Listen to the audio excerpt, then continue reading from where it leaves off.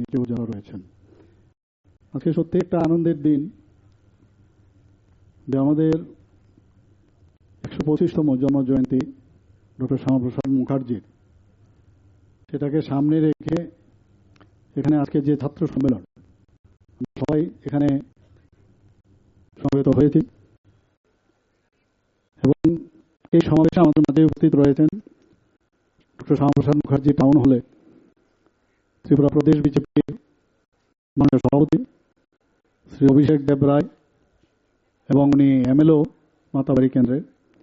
খুব সুন্দরভাবে ওনার বক্তব্য আজকে এখানে রেখেছেন, ইন্সপায়ার করেছেন। আমি আশা করি সমস্ত যারা ছেলে মেয়েরা আছেন, আমার স্টুডেন্টরা এখানে রয়েছেন। আমাদের মাঝে উপস্থিত আছেন আমাদের রাজ্যসভার উচ্চ কক্ষের যিনি ত্রিপুরা থেকে রাজ্যসভার সদস্য শ্রী ভট্টাচার্য মহোদয়, এবং উনিও কিন্তু ওনার বক্তব্যের মাধ্যমে সবাইকে বলার চেষ্টা করেছেন কেন আমরা আজকের এই ছাত্র সম্মেলনে আমরা এখানে করেছি। এখানে উপস্থিত রয়েছেন Shri Tapas Bhattacharya, honourable vice president আমাদের এবং ত্রিপুরা প্রদেশ এবং ইনচার্জ, এই প্রোগ্রাম যে হচ্ছে সেই ইনচার্জ হিসেবে উনি দায়িত্ব নিয়েছেন।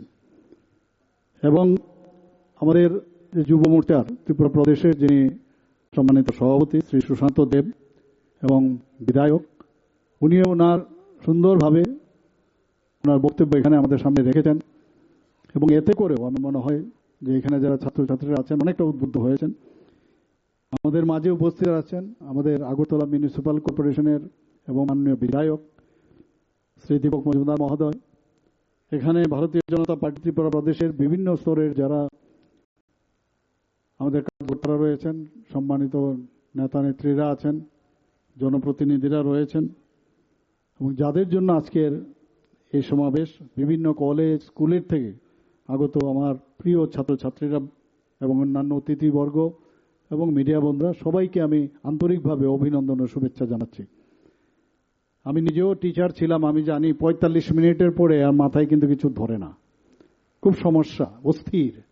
আর এই বয়সে আমি নিজেও দেখতাম যে স্টুডেন্ট এবং আমাদের প্রতিজনেই এত, আমাদের বিভিন্ন বক্তারা অনেক বলেছেন এখানে, আমি এত বেশি বলবো না, তবে এতটুকু বলবো যে অনেক বিষয় আছে যেগুলো আমাদের, যেসব লিডাররা আমাদের দেশের জন্য প্রাণ বলিদান হয়েছেন, দিয়েছেন, তাদের সম্পর্কে আমাদের, যাদেরকে এতদিন আমাদেরকে জানতে দেওয়া হয়নি, তাদের সম্পর্কে আমাদের জানা।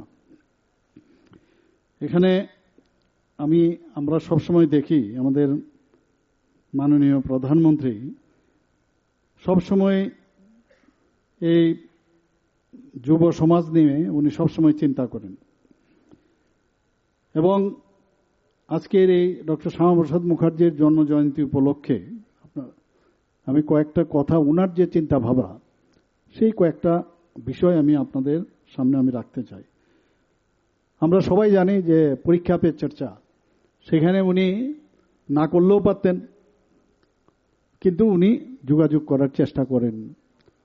নিশ্চয়ই অনেকে এর মধ্যে ওই মোদিজির যে পরীক্ষা পে চর্চা, এর মধ্যে অনেকে অংশগ্রহণ করেছেন। তো মোদিজি কি বলছেন, ড্রিম দেখা দরকার, স্বপ্ন আমাদের দেখা উচিত। এবং এই স্বপ্ন যখন দেখব আমরা, বেশি বড় ড্রিম দেখলেই তবেই গিয়ে আমরা কিছু করতে পারবো। If you want cannon you will get pistol. যে বড় জিনিস চিন্তা করতে হবে, বড় কিছু ভাবতে হবে, তবেই আগামী দিন আমাদের এই যে মোদিজি কি বলছেন যে আমার এই যে যুব সমাজের যে your dreams is Modi's resolve. এবং যত স্বপ্ন দেখা যায়, সেই স্বপ্ন যখনই আমরা দেখব, একটা স্বপ্ন দেখার পর সেটা রিজলভ যখন হয়, তাহলে আরেকটা নতুন স্বপ্ন দেখার ইচ্ছা হয় এবং সেটা আবার করার জন্য যে আকাঙ্ক্ষা, সেটা কিন্তু বাড়ে। মোদিজি এটাও বলেছেন যে আমাদের আগামী দিনের আমাদের দেশ চলবে কি করে, এই যে চড়াই অর্থাৎ the show must go on. আজকে যারা এখানে যারা ছাত্রছাত্রীরা এসছেন, আগামী দিন আমাদের রাজ্যের এবং দেশের ভবিষ্যৎ।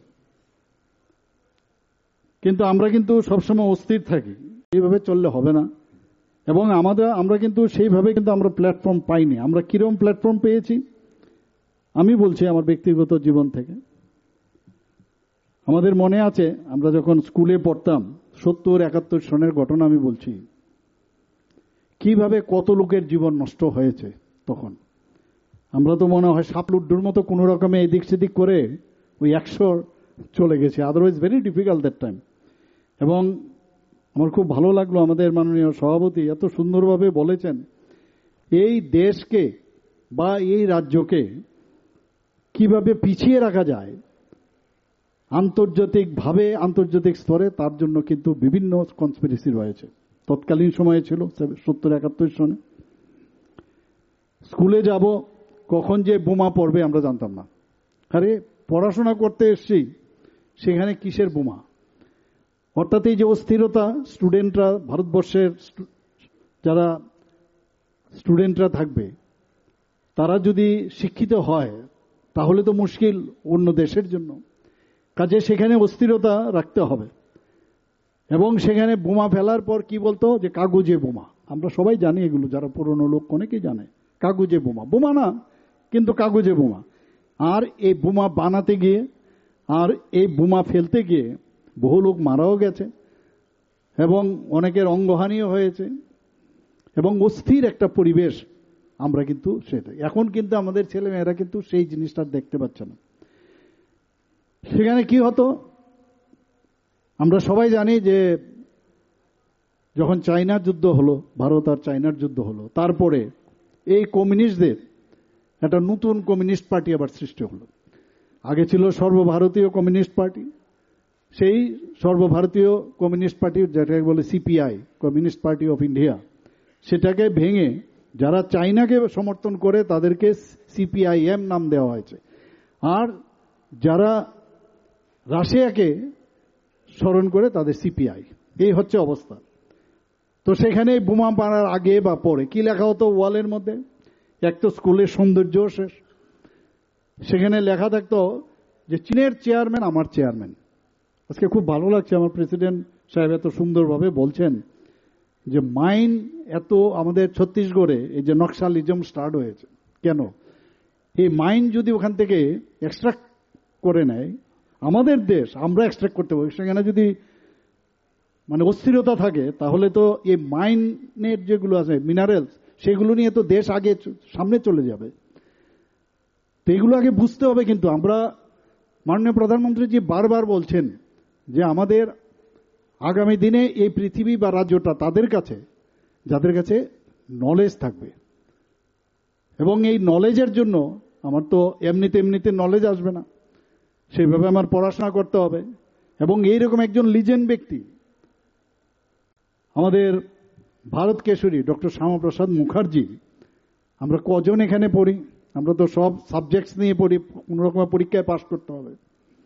কিন্তু তার বাইরেও যে এই ধরনের মহান ব্যক্তি কতজন জানতো? আগে জানতো না, আমরাই তো নিজেরা খুব কম জানতাম, নাম শুনেছি। কিন্তু পরবর্তী সময়ে আমরা জানলাম যে এই ব্যক্তির অবদানের কথা। ওই যে আমাদের যুব মোর্চার যিনি স্টেট প্রেসিডেন্ট, উনি বলেছেন যে বাবার হইল আবার জ্বর, ওষুধে ছাড়িবে না।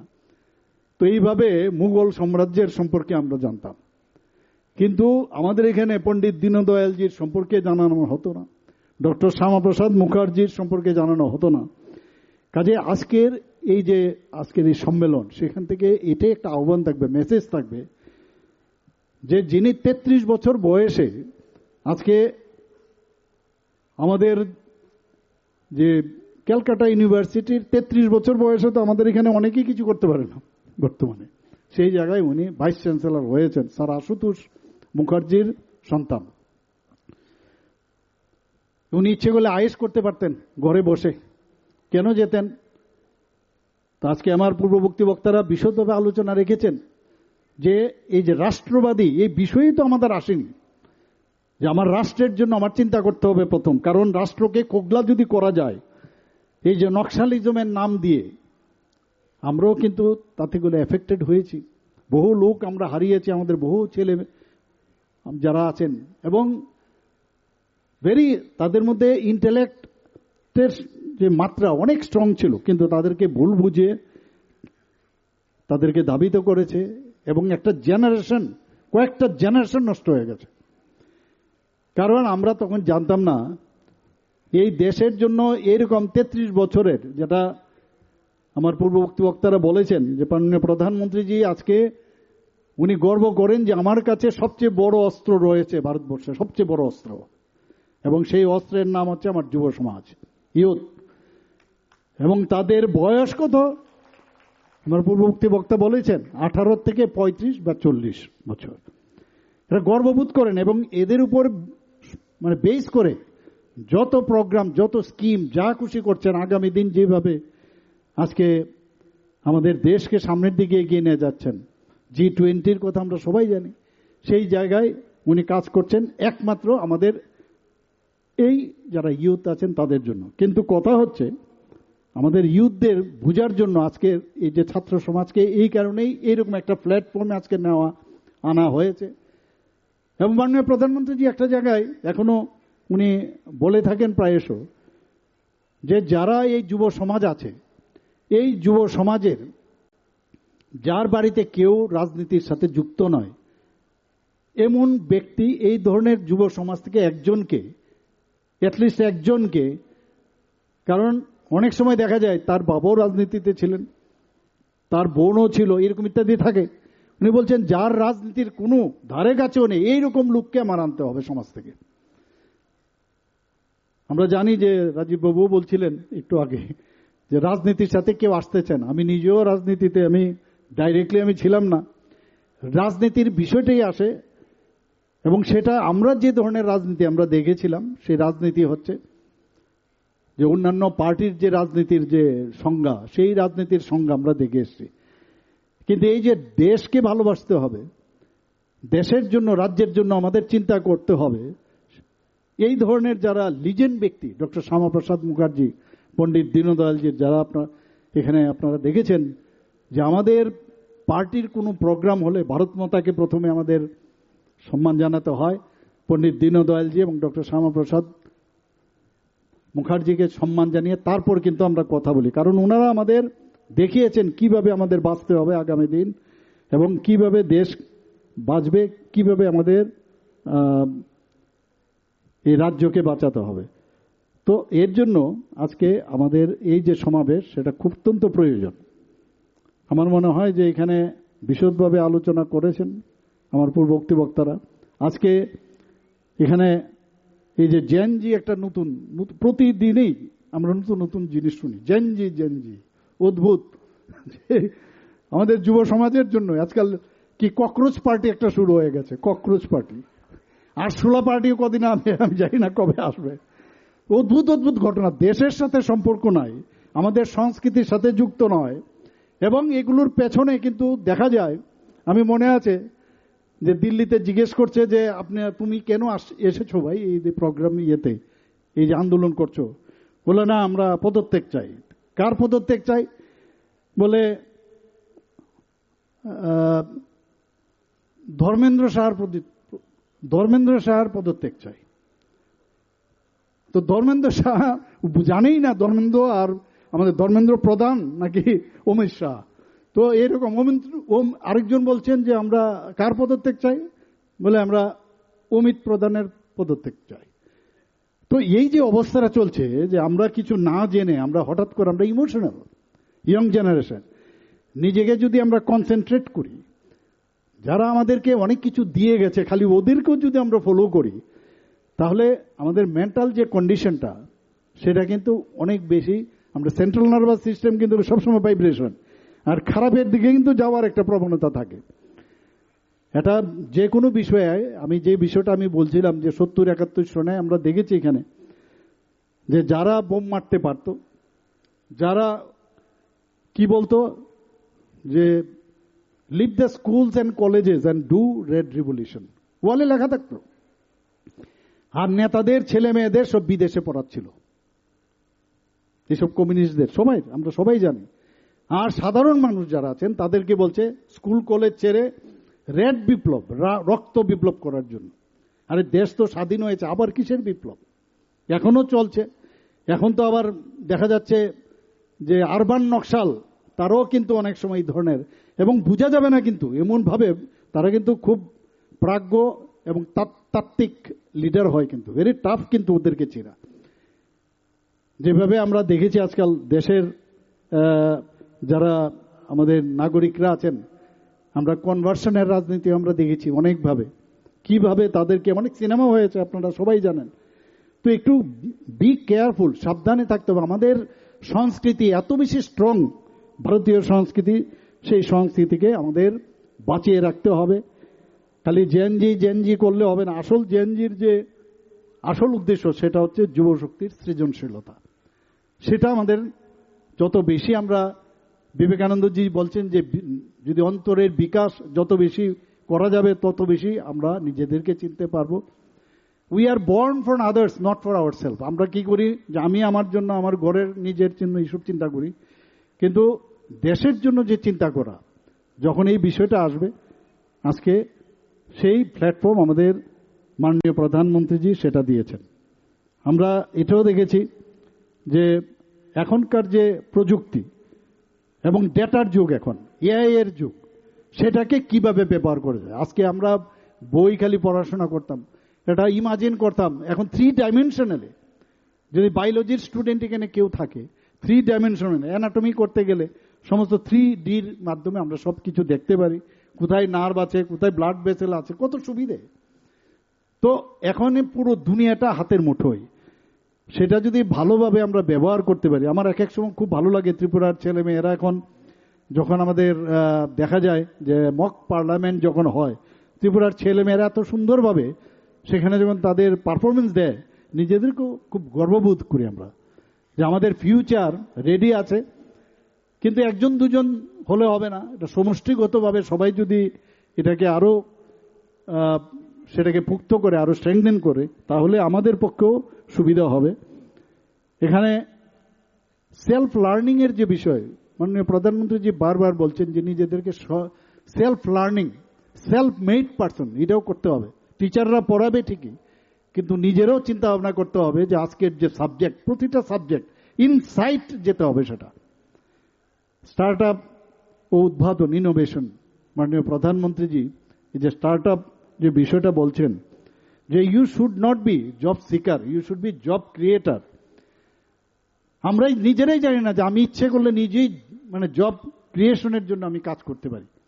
খালি চাকরি নাই, আর চাকরি তো সেটা হবে, কিন্তু চাকরির বাইরেও আমি ইচ্ছে করলে যে অনেক কিছু করতে পারি। তার জন্যই start up India, stand up India এই সুযোগগুলো কিন্তু দিয়েছে।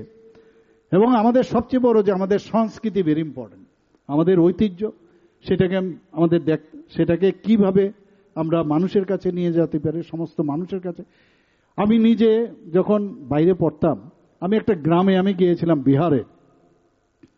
সেখানে আমি একটা কথা বলছি, সেখানে আমরা হিন্দি সিনেমার মধ্যে এগুলো দেখতাম। হোলির সময় আমি গিয়েছিলাম, সেখানে এক একটা বাড়ির যিনি নাকি সবচেয়ে বয়স্ক, উনি সেখানে রামায়ণ বা মহাভারত কন্টিনিউয়াস পড়ছেন এবং বহু লোক এসে বসে থাকতেন। তো এই যে রামায়ণ মহাভারত, আমি জানি না এখন ছেলেমেয়েরা কতটুকু রামায়ণ মহাভারত, কিন্তু এই জায়গার মধ্যে প্রতিদিন আমার মনে আছে যে মেডিসিনের, একবার আমরা মেডিসিনের পড়াশোনা করে গেলাম, মেডিসিনের ডাক্তারবাবু আমাদের জিজ্ঞেস করছেন একটা পেশেন্ট দেখিয়ে যে বলো তো কিরকম, আমি দিয়ে গুলিয়ে ফেলছি, আরে কি শিখে এলাম বলতেই পারছি না। তখন স্যারে বলছিলেন, প্রফেসর উনি বলছিলেন रामायण महाभारत देखे हो? हमला हाँ देखे। रोज पढ़ना उसको, रोज पढ़ना, डेली तुमको कुछ ना कुछ मिलेगा, एवरी डे।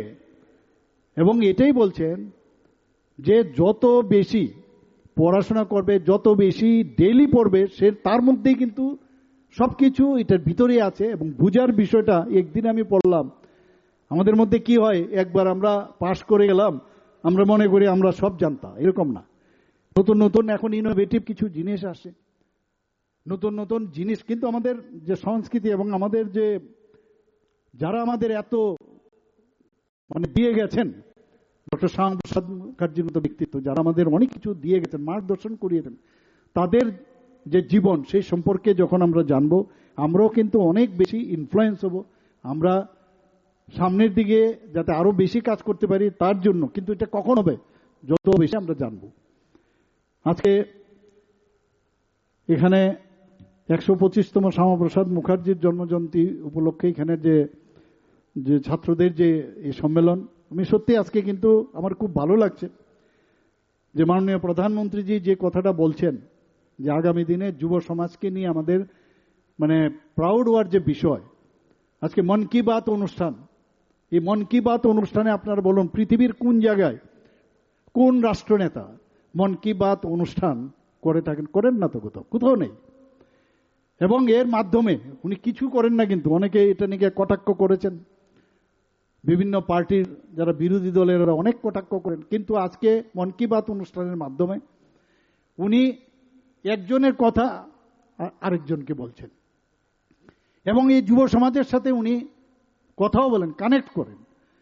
আমরা জানি, আমরা যারা জনপ্রতিনিধি অনেক সময় কি হয়, আমাদের কাজের চাপে বা বিভিন্ন কারণে আমরা কিন্তু যাদের দ্বারা নির্বাচিত হয়ে আমরা আজকে মিনিস্টার হয়েছি, এমএলএ হয়েছি, বিধায়ক হয়েছি, অন্যান্য জনপ্রতিনিধি হয়েছি, আমরা কিন্তু অনেক সময় ভুলে যাই।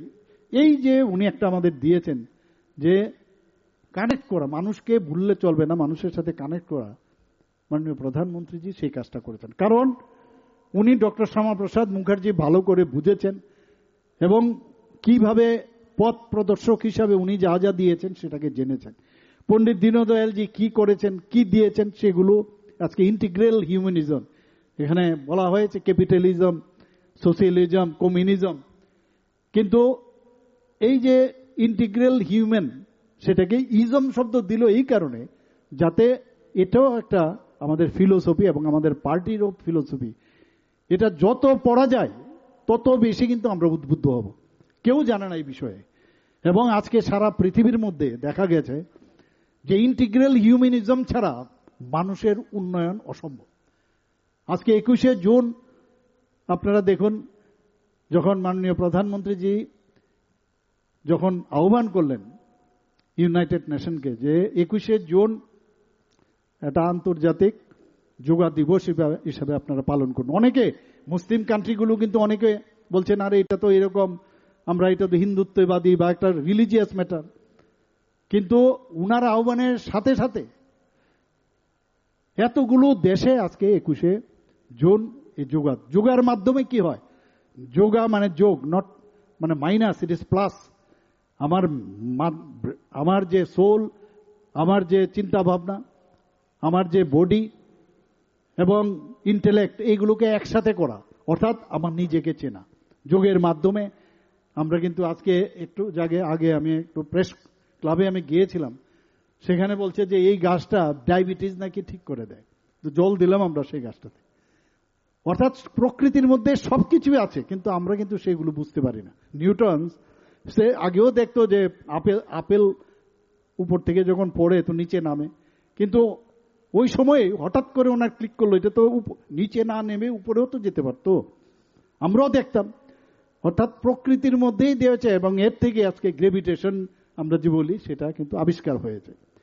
তো আমাদের যে নেক্সট এই জেনজি যেটা বলি, এসব আন্দোলন না করে আগামী দিনে ইনোভেটিভ ভালো জিনিস, মহাভারত, রামায়ণ এবং আমাদের যে জিনিসগুলো আমাদের দিয়ে গেছেন আমাদের পূর্বপুরুষরা, তাদের সম্পর্কে আমরা যদি জানি, তারকে বেস করে তার মধ্যে এডিশন অল্টারেশন করে আরো কিভাবে আমরা আমাদের ছেলে মেয়েদের আগামী দিনের যে নেক্সট জেনারেশন তাদের জন্য আমরা কি করতে পারবো, তার গেটওয়ে আমাদের বানাতে হবে। আমার প্রিয় ছাত্রছাত্রীবৃন্দ, আজকে আমি এই কথাটা বলবো, আজকে এরকম একজন মহান দেশপ্রেমিক এবং শিক্ষাবিদ এবং বিশিষ্ট সংসদীয় নেতা এবং একটা দূরদৃষ্টি সম্পন্ন এক রাষ্ট্রনায়ক ডক্টর শ্যামাপ্রসাদ মুখার্জির প্রতি গভীর শ্রদ্ধা আমি নিবেদন করছি। আমি কয়েকটা বিষয় আপনাদের সামনে রেখে আমি আমার বক্তব্য আমি শেষ করব, কারণ মাননীয় প্রধানমন্ত্রীজি এই ডক্টর শ্যামাপ্রসাদ মুখার্জির যে চিন্তা ভাবনা কি কি কাজ করছেন, কাশ্মীর নীতি এবং ধারা 370 বা 35-এ, সেটা আমার পূর্ববর্তী বক্তা বলেছেন যে একই দেশের মধ্যে আলাদা নিশান, আলাদা বিধান এবং আলাদা প্রধান, সেটা কি করে হবে? নেই চ্যালেঞ্জে উনি নারা দিয়েছেন। এবং কাশ্মীরে যেতে গেলে পারমিট লাগবে। আরে আমাদের দেশ, অথচ সেখানে পারমিট নিতে হবে। উনি জেনে শুনে উনি গেলেন, এবং এটাতে কিন্তু পরিষ্কার যে আজকে উনার যে মৃত্যু হয়েছে, এই মৃত্যু কি করে সম্ভব হলো। ইচ্ছে করলে আমি এখন একটা জায়গায় পারমিট যদি আমার লাগেই, তাহলেই উনাকে তো ইন্ডিয়াতে অ্যারেস্ট করতে পারতো। ইন্ডিয়াতে কেন অ্যারেস্ট করা হয়নি? তাহলে ওনাকে ইচ্ছে করে যেতে দেওয়া হলো। আমার এখন যদি আমি বাংলাদেশের আমি যাই, আমি পাসপোর্ট ছাড়া যদি যাই, আমাকে তো এখানে আখাউড়ার মধ্যে আটকে দেবে। আমাকে বললে যাও তুমি, আর ওইখানে যদি বাংলাদেশের যদি ওরা অ্যারেস্ট করে, তাহলে ইচ্ছাকৃতভাবে আমি দিলাম, তো ওখানে ইচ্ছে করে দিয়েছে, ভিতরে গেছে, ওখানে আটকাতে পারতো। এবং আমার পূর্ববর্তী বক্তারা এই কথাটা বলেছেন যে উনার যে এই এক দেশ এক বিধান এক প্রধান এক নিশান, অখণ্ড ভারতের কথা বলছেন, আজকে ফ্র্যাগমেন্টেড ওয়েতে আজকে বহু জায়গায় কতভাবে এক একবার চেষ্টা করে যে এ দেশ টুকরে টুকরে হোঙ্গে, কত রকমের নারা আমরা দেখেছি। আজকে কাজে এগুলো এখনকার যারা ছেলে মেয়েরা তাদের বুঝতে হবে। গণফৌজনা না থাকিলে জনগণের কিছুই থাকে না, এগুলো দেখতাম আমরা। কি বলতো যে political strength grows from a barrel of a gun, বন্দুকের নল থেকে মানে রাজনীতির উৎস। কি ধরনের মানে কথাবার্তা আমরা শুনতাম। এই যে আমাদের যে নর্মাল থাকা অসম্ভব, আমাদের যে সবসময় ওই বয়সে যখন তোমাদের বয়স ছিল, আমরা মনে করতাম আরে এই ধরনের তাত্ত্বিক কথা বলছে, হয়তো বা ঠিকই। তা আমার মতো যারা এর মধ্যে ইনভলভ হয়ে গেছে তাদের তো জীবন শেষ গেল। তো শেষ পর্যন্ত এবার এই যে নকশাল, এই নকশালকে জিরো নকশাল, মাননীয় হোম মিনিস্টার জি বলেছিলেন যে আমি জিরো নকশাল, জিরো টলারেন্স এবং নকশাল মুক্ত যে আজকে আমাদের এই যে রায়পুর বা আমাদের যে উত্তরাখণ্ড না, আমাদের ঝাড়খণ্ড থেকে আরম্ভ করে উড়িষ্যা থেকে আরম্ভ করে সমস্ত জায়গায়, ইভেন আমরা এই মহারাষ্ট্র পর্যন্ত যেভাবে এটাকে নির্মূল করেছেন, আমরা বলতে পারি নকশাল মুক্ত ভারতবর্ষ এখন। কিন্তু তারপরেও যখন যেভাবে ওনাদেরকে মানে মানে ওদেরকে শেষ করা হলো, আমাদের বন্ধু যারা আছেন বর্তমানে যারা কমিউনিস্ট করেন এই ত্রিপুরা রাজ্যে 35 বছর রাজত্ব বলছেন, ওদের সাথে আলোচনা করলেই পারতো, এইভাবে মারাটা ঠিক হয়নি। আপনারা ভাবুন, তারপরেও বলছে ওদের মারা উচিত হয়নি। আরে বারবার ওনাদেরকে আহ্বান করা হয়েছে, আপনারা আসুন, টেবিলে বসুন। সেই জায়গায় দাঁড়িয়ে আজকে মাননীয় প্রধানমন্ত্রী যে আপনারা এই যে বর্তমান বাস্তবায়ন, আমি বলবো যে এটাকে ইমপ্লিমেন্টেশন কে করলো। 70 বছর আগে যেটা আমার পূর্ববর্তী বক্তা বলেছেন যে বীজ রোপণ করেছেন, সেটা আজকে 370 এবং 35-এ সেটাকে বাতিল করলো। জম্মু অ্যান্ড কাশ্মীরে শান্তি এসছে, মানুষ খুশি সেখানে। আবার নতুন ভাবে জম্মু অ্যান্ড কাশ্মীরে প্রচুর পর্যটন সেখানে যাচ্ছে, এবং প্রচুর ঘটনা আছে যেগুলো মানে আপনারা সবাই জানেন যে পণ্ডিত যারা কাশ্মীরি পণ্ডিত তাদেরকে কিভাবে করা হয়েছিল। এবং এই ভাবনার উপর ভিত্তি করেই ডক্টর শ্যামাপ্রসাদ মুখার্জি প্রথমে কিন্তু উনি রাজি ছিলেন না দেশ ভাগক, প্রথমে রাজি হননি। কিন্তু যখন নোয়াখালীর রায়ট এবং গ্রেট ক্যালকাটা কিলিংস হলো, সবাই আমরা যে গ্রেটার ক্যালকাটা কিলিংস নামে পরিচিত, তখন উনি ভেবেছেন যে অসম্ভব, ওদের সাথে থাকা যাবে না, এই কঠোর যারা মুসলিমরা আছেন তাদের সাথে থাকা যাবে না। উনি তখন বললেন যে ভারত ভাগ করার আগে আগে বাংলা ভাগ করতে হবে। আজকে ওয়েস্ট বেঙ্গলে আজকে কি অবস্থাটা ছিল, আজকে আমার মনে আছে, আজকে ওয়েস্ট বেঙ্গলের যদি বলবো যে সৃষ্টি করেছেন, সেটা সৃষ্টিকর্তা হচ্ছেন আমাদের ডক্টর শ্যামাপ্রসাদ মুখার্জি। এবং আমার মনে আছে যখন ইলেকশনে ক্যাম্পেইন করতে গেলাম, অনেক জায়গায় গেছি আমরা প্রায়শই ওয়েস্ট বেঙ্গলে যেতাম, কলকাতায় যাই। কিন্তু এইবার যখন ওথ টেকিং এ গেলাম, যখন এয়ারপোর্ট থেকে নামলাম, এটা মনের মধ্যে এরকম একটা শান্তি লাগছিল যে মনে হচ্ছে যে আমাদের রাজ্য, আমাদের দেশের কাছে আমরা এসেছি। একটা স্বাধীনতার যে একটা হাওয়া, সেই ইয়েটা দিয়েছে। শুধু আমার না, আমি তো একটা টিপ অফ দ্য আইসবার্গ, সারা ভারতবর্ষ তাকিয়ে রয়েছিল। আমি গত পরশুদিন আমি ভোপালে গিয়েছিলাম, সেখানে মাঝখানে বাঙালি যারা আছেন, আপনারা জানেন বাঙালিরা কিন্তু যেই জায়গায় যে একটা অ্যাসোসিয়েশন বানিয়ে ফেলে, সেখানে আমি গিয়েছিলাম, ওরা বললো আমাদের ত্রিপুরার একজন ডাক্তারবাবু, আমার সমসাময়িক, উনি প্রেসিডেন্ট, আমাকে বললেন আপনি এসছেন একবার, ওনার একটা প্রোগ্রামে গিয়েছিলাম, সেখানে গেছি আমি। বলছেন যে আমরা কি আনন্দ জানেন তো, এর কি ব্যাপার, যে পশ্চিমবাংলার এই বিজয়ের জন্য আমরা সত্যি আনন্দিত। তো সেই জায়গায় আমাদের মাননীয় প্রধানমন্ত্রী যে একটার পর এক এই জিনিসটা করেছেন। আমরা এই সিএ, আমরা যে সরকার নাগরিকত্ব সংশোধনী আইন, সেটা কে প্রথমে আওয়াজ তুলেছেন? এই ডক্টর শ্যামাপ্রসাদ মুখার্জি। যে নেহেরু লিকায়েত যে চুক্তি হয়েছিল, সেখানে যে কারণে আমার পূর্ববর্তী বক্তা বলেছেন, ডিটেলস বলেছেন, সেই চুক্তির বিরোধিতা করে উনি মন্ত্রিসভার থেকে উনি পদত্যাগ করেন এবং বলেছেন যে আমাদের হিন্দুদের যারা আছেন তাদের নিরাপত্তা দিতে হবে। আজকে এই সিএ এর মাধ্যমে যারা সংখ্যালঘু, ওই দেশের যারা সংখ্যালঘু, সেখানে হিন্দু, বুদ্ধিস্ট এবং খ্রিস্টান, জৈন, শিখ, তাদেরকে এই সিএ এর মাধ্যমে আজকে যেটা শ্যামাপ্রসাদ মুখার্জি চিন্তা করেছেন, আজকে আমাদের মাননীয় প্রধানমন্ত্রী সেই কাজটা করছেন। এবং নাগরিকত্ব আইন সেটা বলেছেন প্রথমে 2014 ডিসেম্বর অবধি বলেছিলেন, এখন আবার সেটা বাড়িয়ে আবার 2024 ডিসেম্বর পর্যন্ত করেছেন। তো এই জায়গায় তাদেরকে নিরাপত্তার জন্য আজকে মাননীয় প্রধানমন্ত্রী যে উনার যে চিন্তা ভাবনা, সেই কাজ, এর জন্য বলছি অনেক ছোট ছোট জিনিস আছে যেগুলো উনারা যে কথাগুলো বলেছেন, নেতাজি সুভাষচন্দ্র বোস যে কথাগুলো বলেছেন, ঋষি অরবিন্দ, এক একজন দিগ্গজ ব্যক্তি, বঙ্কিমচন্দ্র চট্টোপাধ্যায়, এত বড় আমরা এখানে একটু আগে ওনার যে রাষ্ট্রগান আমরা করলাম একটু আগে, কি না হয়েছে আমাদের এই মানে ওয়েস্ট বেঙ্গল থেকে এক একজন রামকৃষ্ণ পরমহংসদের থেকে আরম্ভ করে কে না এখানের এই জন্মগ্রহণ করেছেন, তাদের সম্পর্কে আমরা না জেনে, ওই যেটা আমার পূর্ববর্তী বক্তারা বলেছেন, লেনিন সম্পর্কে জানবো নাকি স্টেলিন সম্পর্কে জানবো, তো এদের সম্পর্কে কম একটু জেনে আমাদের এই ভারতবর্ষে যারা একজন লিজেন্ড ব্যক্তি যারা আছেন, বিবেকানন্দজি সম্পর্কে জানা সেটা প্রয়োজন এবং সেটা মাননীয় প্রধানমন্ত্রীজি করে দেখাচ্ছেন। শিল্পমন্ত্রী হিসাবে উনি যখন ইন্ডাস্ট্রিয়াল পলিসি করেছেন, আপনারা দেখুন যে চিত্তরঞ্জন লোকোমোটিভ ওয়ার্কস, তারপরে সার কারখানা সিন্ধ্রিতে, হিন্দুস্তান এয়ারক্রাফটের মতো এরকম অনেক রাষ্ট্রায়ত্ত যে ইন্ডাস্ট্রি করেছেন, সেটাকে দেখুন এখন মাননীয় প্রধানমন্ত্রীজি কিভাবে করছেন। মেক ইন ইন্ডিয়া, একই জিনিস কিন্তু উনি বলছেন যে মেক ইন ইন্ডিয়া, আত্মনির্ভর, সেলফ রিলায়েন্ট আমাদের এই দেশ হতে হবে। এই কনসেপ্টই ছিল না আমাদের, নিজের দেশের উৎপাদন এবং ভোকাল ফর লোকাল, এই কথাগুলো তো আগে কোনোদিন শুনিনি আমরা। তো আজকে এটা কিন্তু মাননীয় প্রধানমন্ত্রীজি সেগুলো করছেন।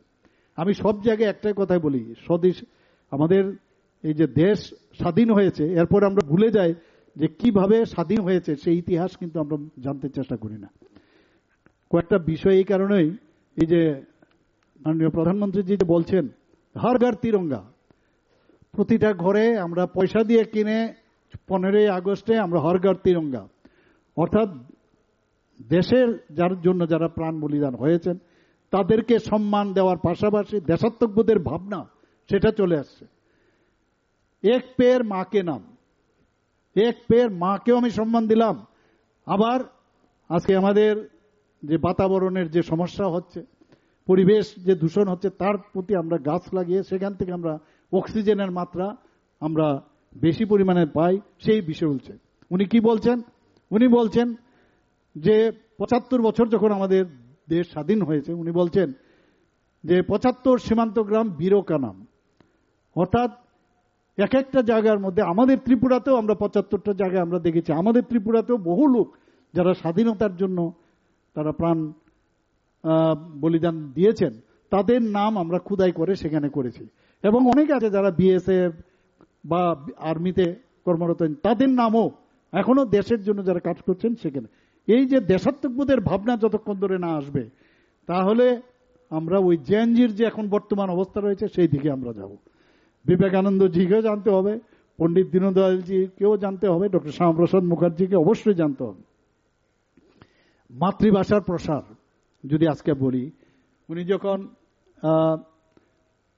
ভাইস চ্যান্সেলর ছিলেন, সেখানে বাংলা কিন্তু অ্যালাউড ছিল না, এবং সেখানে মাতৃভাষা বাংলার যে পঠন পাঠন উনি শুরু করেছিলেন। অর্থাৎ আমার মাতৃভাষা, সেটাকে উনি স্থান দিয়েছেন।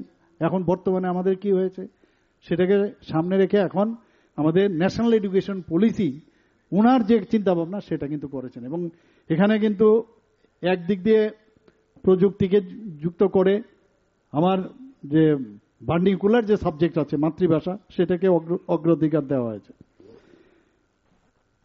এখানে শ্যামাপ্রসাদ মুখার্জি যে পরিকাঠামো উন্নয়ন, উনি ইনফ্রাস্ট্রাকচারের উপর প্রচন্ড জোর দিয়েছেন। এখন উনার নামে জম্মু অ্যান্ড কাশ্মীরে চেনানি নাসরির যে টানেলটা আছে, সেটার নাম মাননীয় প্রধানমন্ত্রীজি ডক্টর শ্যামাপ্রসাদ মুখার্জি টানেল সেটা দিয়েছেন। কথাটার অর্থ হচ্ছে যে আজকে আমরা যখন এই টাউন হলে ডক্টর শ্যামাপ্রসাদ মুখার্জির নামে, এখানে মেয়র সাহেব আছেন, উনি একটা ফাইল পাঠিয়েছেন আমাকে, উনি বললেন যে ডক্টর শ্যামাপ্রসাদ মুখার্জিকে সম্মান দেওয়ার জন্য এর আগেও আমরা একটা লেন আমরা করেছি এখানে।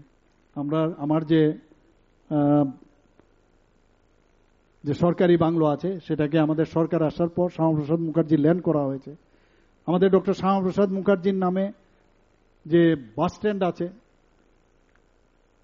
হ্যাঁ, নাগেরজোলা বাস স্ট্যান্ডে, সেখানে উনার নামে আমরা করেছি। আমি নিজেও সেখানে গিয়েছিলাম। তো এইবার এটাকে যখন নাম দিলাম, হই হই হই হই বিষয়, আরে বলে ডক্টর শ্যামাপ্রসাদ মুখার্জির নামে কেন দেবেন, তো কার নামে দেব? ডক্টর শ্যামাপ্রসাদ মুখার্জির নামে দেব না তো কার নামে দেবে? কয়েকদিন লম্ফজম্প করেছে, হইচই করেছে। এখন উনার নামে আমরা এখানে একটা মূর্তিও আমরা সেখানে ব্রোঞ্জের একটা প্রতিষ্ঠিত করব। তো আমরা সম্মান দিতে জানি, সম্মান আমাদের দিতে হবে। আমাদের ত্রিপুরাতে যারা জনজাতিরা আছেন, আমরা বারবার বলছি জনজাতিদের, এর আগেও তো অনেক সরকার ছিল, আমরা এই যারা মহারাজারা ছিলেন, মহারাজাদের যাতে কেউ না চিনতে পারে তাদের ঘরের ভিতরে ঢুকিয়ে দিয়েছিল। আমরা এসে আমাদের বীর বিক্রম কিশোর মাণিক্য বাহাদুরের নামে এই এয়ারপোর্ট মাননীয় প্রধানমন্ত্রীজি এসে এবং ওনার মর্মর মূর্তিও সেখানে প্রতিষ্ঠিত করা হয়েছে। পরবর্তী সময়ে যখন নতুন এয়ারপোর্ট হয়েছে, সেখানেও আমরা আবার আরেকটা মর্মর মূর্তি ওনার বীর বিক্রম কিশোর মাণিক্য। আমাদের বাড়ির সামনে আগরতলা শহরের প্রাণ কেন্দ্রে একটা আইল্যান্ড ছিল নাম গোত্রহীন, সেখানে আমাদের সরকার আসার পর আমরা এটা 0 মাইল ফলক, তোমাদের অবগতির জন্য জানাচ্ছি, এখান থেকে উদয়পুর 50 কিলোমিটার, কিন্তু সেটা কোথা থেকে স্টার্ট হয়েছে? সেটা হয়েছে ওই কামানচেমনির সামনে যে আইল্যান্ড, 0 মাইল ফলক আমরা ছোটবেলায় দেখেছি, মাটির নিচে চলে গেছিল, সেটাকে উঠিয়েছি, উঠিয়ে সুন্দরভাবে সেটাকে আবার সেটাকে আমরা সম্মান দিয়েছি। এবং ওখানে আমাদের বীর বিক্রম কিশোর মাণিক্য বাহাদুর একটা মূর্তি প্রতিষ্ঠিত করেছি। আমরা সম্মান দিতে জানি। ভারতীয় জনতা পার্টি যারা এই দেশের জন্য কাজ করেছে, আমরা সম্মান দেব। আমরা এই কাজটা সবসময় করতে এরকম, আমরা যখনই আমরা শুনে অনেক বাইরে যখন কথা বলি সম্পর্কে, এমন একটা নাম বলুন কার সম্পর্কে, আমরা বললাম যে আপনারা এস.ডি. বর্মনের নাম শুনেছেন, লাচ্ছা এস.ডি. বর্মন, আর.ডি. বর্মন তো জানতেন তো কোথাকার? যখন ত্রিপুরা নাম বলি সবাই চিনে, কিন্তু আচ্ছা ত্রিপুরা মেয়ের জন্য হওয়া, তো উনার নামে যখন আমি মুখ্যমন্ত্রী হই, উনার নামে এয়ারপোর্টে আসতে দেখবেন একটা পূর্ণ বয়া একটা মূর্তি আমরা স্থাপন করেছি। সম্মান দিতে জানি, আমরা সম্মান দিচ্ছি এরকম যিনি রাষ্ট্রনেতা, দেশের জন্য বলিদান হয়েছেন, এত কাজ করেছেন। এটা নিয়ে ওদের সমস্যা, যে আরে এটা তো লেনিনের নামে দেওয়া উচিত ছিল, তাহলে কোনো সমস্যা হতো না। বা স্টেলিনের নামে, স্টেলিন তো এত লোক খুন করেছে, আপনারা জানেন যে জার্মানের হিটলার থেকেও নাকি বেশি মানুষকে খুন করেছে। তো এরা তো এইসব লোকের পেছনে ঘুরে। তো আমরা মানুষকে সম্মান দিতে জানি। আজকে এখানে ছাত্রছাত্রীরা এখানে উপস্থিত রয়েছেন, আমার পূর্ববর্তী বক্তারা বিশদভাবে আলোচনা রেখেছেন। এগুলো নিয়ে একটু আমার মনে হয় পড়াশোনা করলে, আজকে তো এআই এর মাধ্যমে অনেক কিছু দেখা যায়, বইয়ের মাধ্যমেও সেগুলোর যাচাই করা উচিত, এবং কিভাবে আমাদের রাজ্যকে আমরা আরো উন্নতি করতে পারি। এবং আমরা কিন্তু করছি আমাদের মতো করে, আমরা অনেক কিছু করছি। আজকে স্বাস্থ্য ব্যবস্থার দিকেও আমরা অনেক উন্নয়ন করেছি, রাস্তাঘাট থেকে আরম্ভ করে খেলাধুলা সব জায়গার মধ্যে আমরা কাজ করছি। কিন্তু এরপরে নেক্সট কে করবে? আপনাদেরই করতে হবে সবাই। তো এর জন্যই এই উদ্বুদ্ধ হওয়ার যে বিষয়, সেটা তখনই আসবে যখন প্রপার জ্ঞান এবং সেই বুদ্ধিমত্তার যে প্রকাশ সেটা আসে পড়াশোনার মাধ্যমে। সেটা আপনারা করবেন। সবাইকে আমি আবার ধন্যবাদ দিব এই কারণে যে আপনারা এখানে সবাই এসে এতক্ষণ ধরে বসে আছেন। আমাদের মাননীয় সভাপতি আপনাদের বলেছেন চুপ করে থাকতে হবে, কথা শুনুন 5 মিনিট, বলেছেন না উনি? উনি প্রথমে কিন্তু যা বলার বলে দিয়েছেন যে কিপ সাইলেন্স, এবং আপনারা এতদিন ধরে ধৈর্য সহকারে এতক্ষণ শুনেছেন আমাদের কথাগুলো, এবং আমাদের ভবিষ্যৎ কিন্তু আপনারা। আমরা ওই যে 400 রিলে হয় না, আমি নিজেও অ্যাথলেট ছিলাম, ওই যে ব্যানরটা কিন্তু, এই যে ব্যাটনটা আমরা রেখেছি, ব্যাটনটা আপনাদের কাছে আমরা নেক্সট আগামী দিনে আমরা ছাড়বো, এবং এক ত্রিপুরা শ্রেষ্ঠ ত্রিপুরা আমরা করবো। সবাইকে অসংখ্য ধন্যবাদ, নমস্কার, জয় হিন্দ, ভারত মাতা কি জয়।